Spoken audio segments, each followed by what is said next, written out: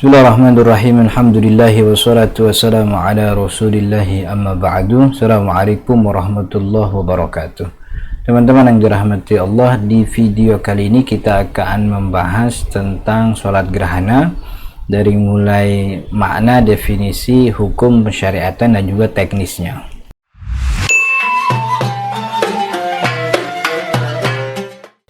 Teman-teman yang dirahmati Allah, gerhana itu dalam bahasa Arab sering disebut dengan istilah kusuf atau juga sering disebut dengan istilah khusuf.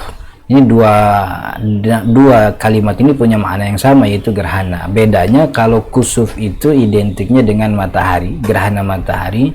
Tapi kalau khusuf itu adalah gerhana bulan, biasanya seperti itu. Jadi kusuf untuk gerhana matahari, khusuf untuk gerhana bulan. Tapi kedua-duanya bisa dipakai untuk satu sama lain. Orang menyebut gerhana bulan dengan kusuf juga boleh, orang menyebut gerhana matahari pun dengan khusuf tidak ada masalah. Jadi pembedaan ini hanya secara bahasa, tapi penggunaan kadang sering bertukar begitu. Nah, sedangkan sholat gerhana punya makna apa? Sholatun tu'adda bi kaifiyatin makhsusah inda zulmati ahadin niraini aw ba'diha. Jadi sholat gerhana itu adalah sholat yang dikerjakan dengan teknis khusus. Nanti kita bahas teknisnya seperti apa. Inda zulmah, dan itu dikerjakan ketika terjadi hilangnya salah satu sinar, maksudnya sinar matahari atau bulan, atau secara total atau hanya sebahagian saja yang hilang. Jadi gerhana matahari dilakukan, sholat gerhana maksud saya, dilakukan untuk semua jenis gerhana. Hilangnya sinar itu baik hilangnya sebagian atau secara keseluruhan. Karena kita tahu ada banyak jenis gerhana, dan sholat gerhana dilakukan untuk semua jenis sholat gerhana. Nah, kemudian apa hukumnya? Dalam sabda Nabi Muhammad SAW, Nabi Muhammad mengatakan inna syamsa wal qamara ayatani min ayatillah. Jadi setelah Nabi Muhammad SAW melaksanakan sholat gerhana ketika itu, yang mana terjadi pertama kali gerhana di zaman Nabi itu gerhana matahari, dan itu di hari kematian anaknya yaitu Ibrahim. Jadi di hari anaknya wafat SAW, yaitu Ibrahim, kemudian datang gerhana. Nah, setelah sholat gerhana, Nabi Muhammad berdiri menyampaikan khutbahnya.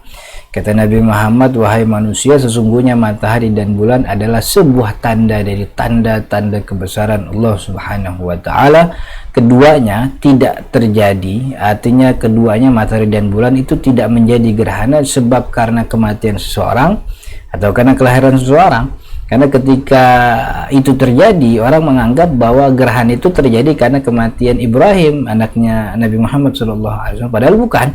Jadi Nabi Muhammad ingin menepis anggapan bahwa gerhana itu terjadi karena sebab kematian atau kelahiran seseorang. Bukan. Gerhana itu karena kehendak Allah.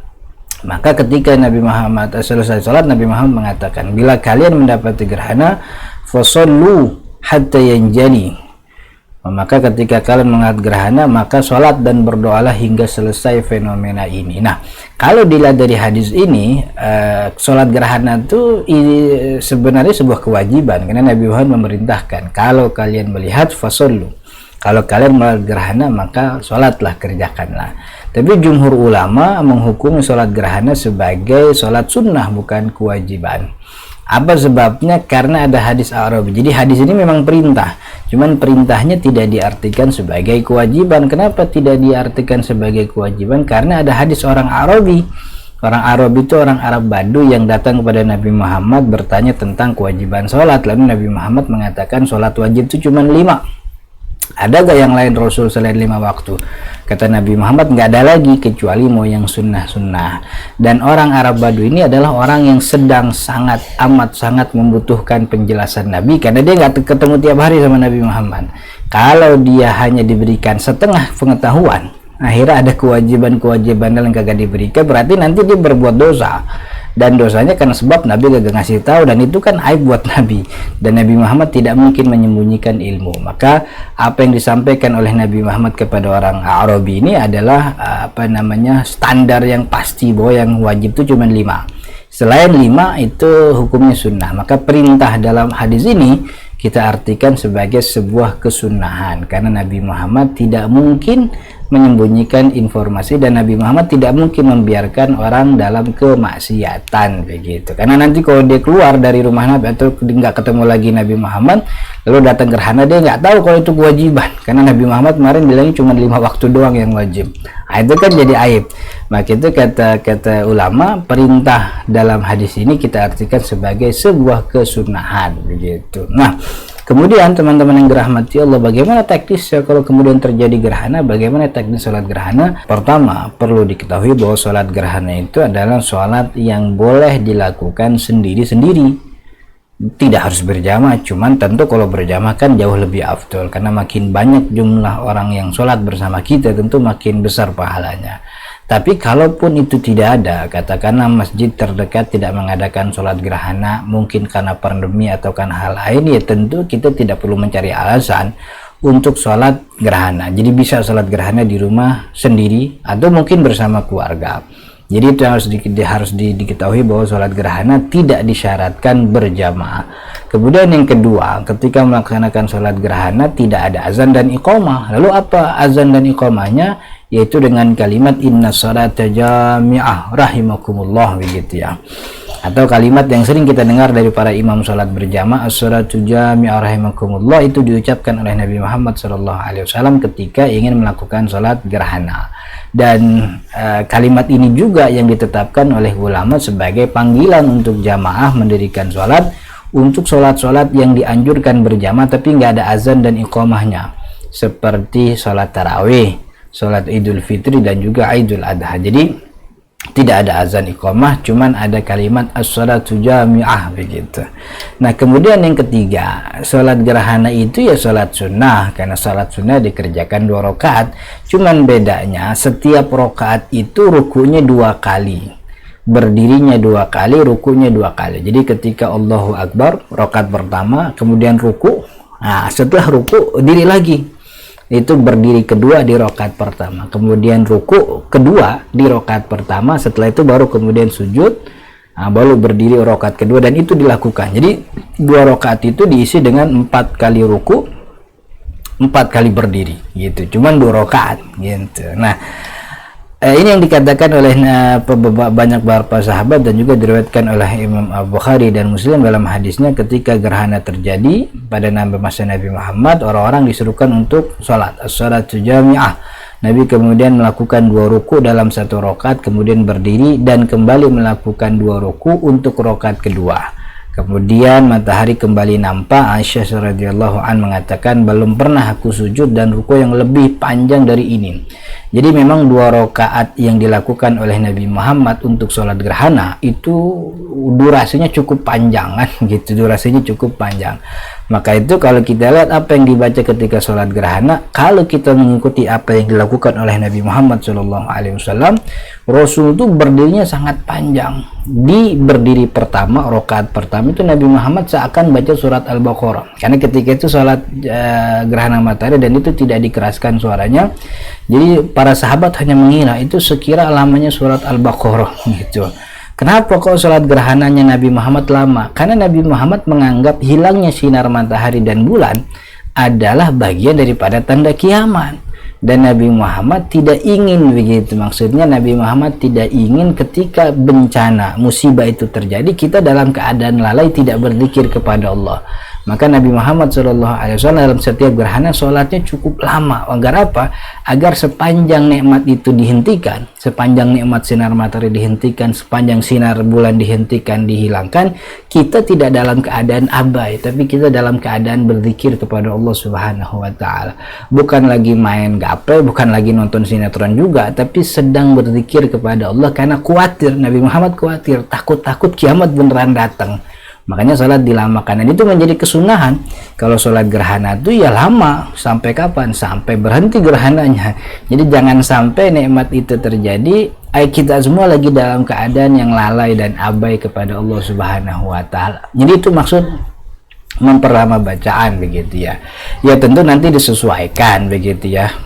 Kalau memang sholatnya agak cepat, khutbahnya mungkin dengan nasihat yang cukup panjang. Kalau sholatnya sudah lama, khutbahnya jangan cepat, jangan lama-lama juga kan begitu.